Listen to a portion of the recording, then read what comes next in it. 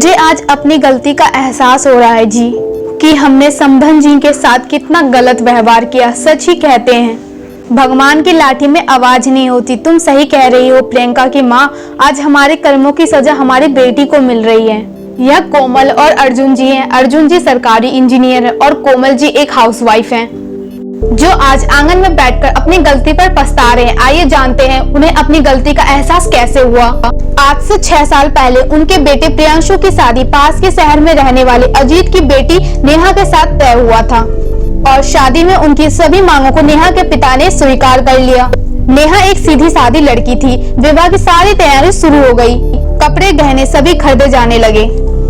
तभी अर्जुन जी ने अपने रिश्तेदारों की बातों में आकर विवाह मैरिज हॉल की जगह 5 स्टार होटल में करने की शर्त रखी और कहा कि अगर आपने ये व्यवस्था नहीं की तो यह शादी नहीं हो सकती। नेहा के पिता ने उन्हें बहुत समझाने की कोशिश की, लेकिन अर्जुन जी अपनी बात पर अड़े रहे। अर्जुन जी ने कहा, मैरिज हॉल हमारी हैसियत के बराबर नहीं है।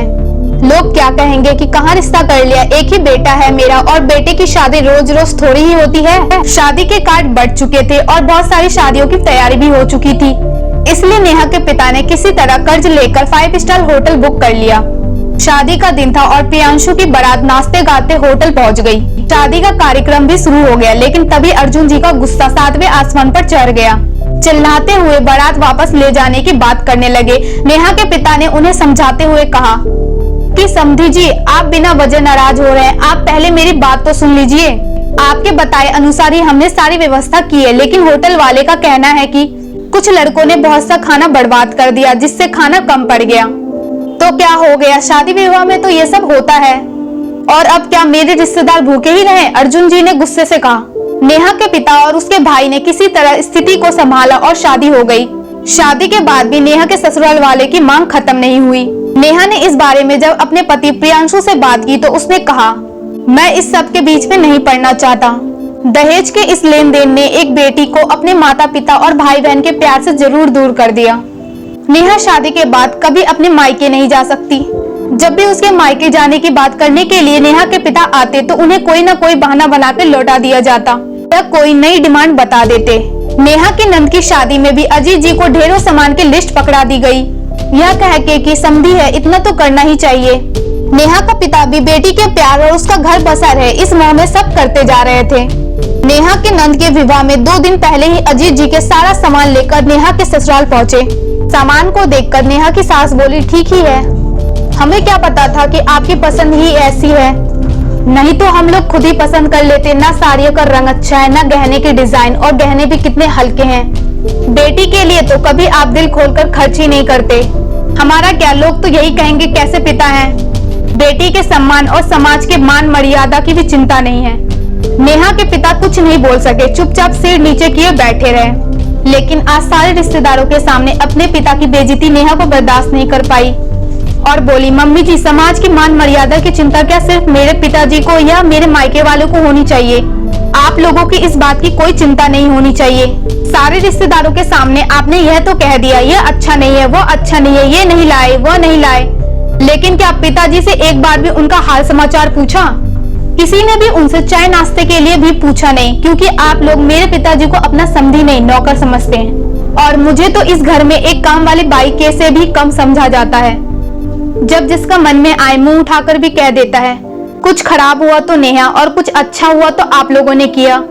नेहा का इस तरह का जवाब देना आज कोमल जी को बहुत बुरा लगा, और वो भी जब सारा घर मेहमानों से भरा हो।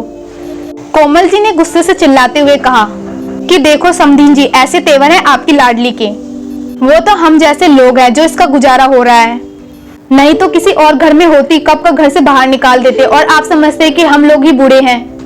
अपनी लाडली को मुंह चलाने के साथ कुछ अच्छे संस्कार भी दे देते तो अच्छा होता। यह सब क्या है, हम अपनी बेटी को नहीं दे सकते। आप लोगों की तरह कंगाल थोड़ी है कि शादियों में बारातियों को खाना भी ना खिलाए।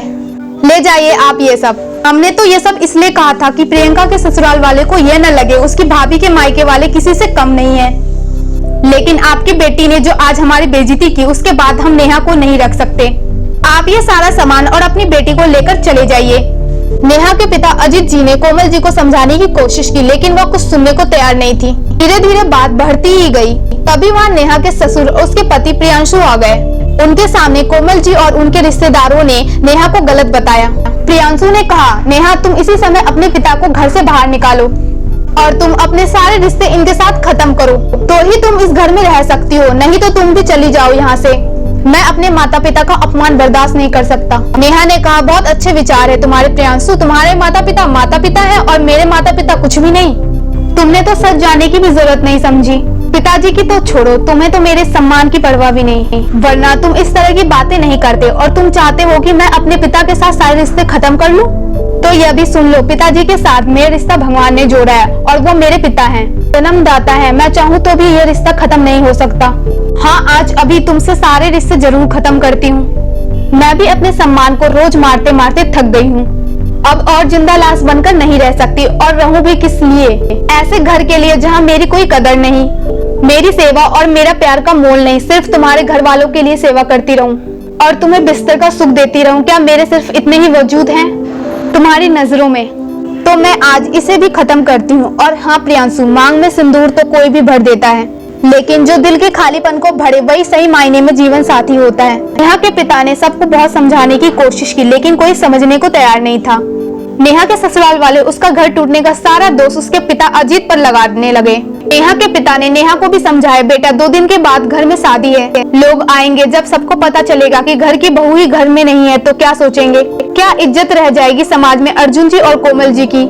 इस घर की कैसी कैसी बातें करेंगे लोग तुम्हारे बारे में। पहले प्रियंका की शादी हो जाने दो, फिर ये सब देखेंगे। मेरा क्या है बेटा, तुम्हारा घर बसा रहा है इसलिए तो ये सब सहता आया हूँ। तुमसे प्यारा मुझे अपना सम्मान थोड़ी ही है। अपने पिता की बातें सुनकर नेहा के आंसू नहीं रुके, लेकिन आज उसने अपने पिता के और अपने सम्मान से कोई समझौता नहीं करने का सोच लिया था।